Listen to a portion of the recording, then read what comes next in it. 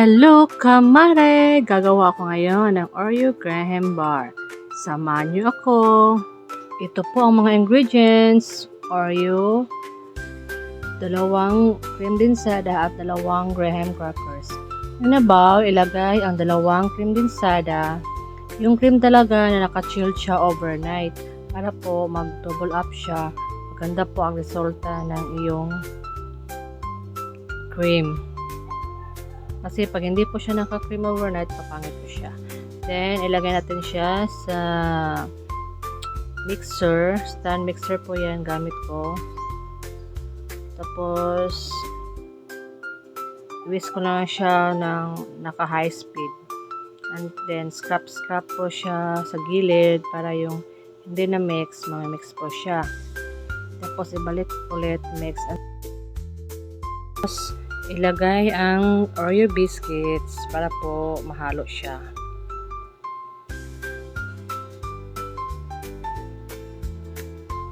Haluin ng haluin until mag-double up na siya. Then, ito na siya. Mix lang using spatula. Tapos, kumuha ka ng malinis na lagyan at ilagay po muna ang graham crackers. Yan.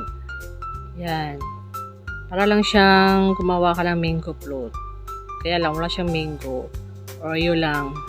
Tapos yung cream, kailangan mo siya i-flat para magpantay sila.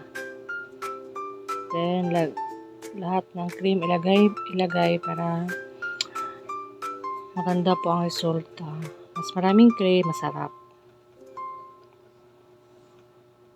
Then, lalagyan siya ng Oreo slice biscuits. Yun lang, di ba? Madali lang siya. Tapos, ilagay ulit ang graham crackers. Tapos, ilagay siya sa ref. Pagka umaga, yan, binuksan ko. Tapos, slice ko ng isa-isa.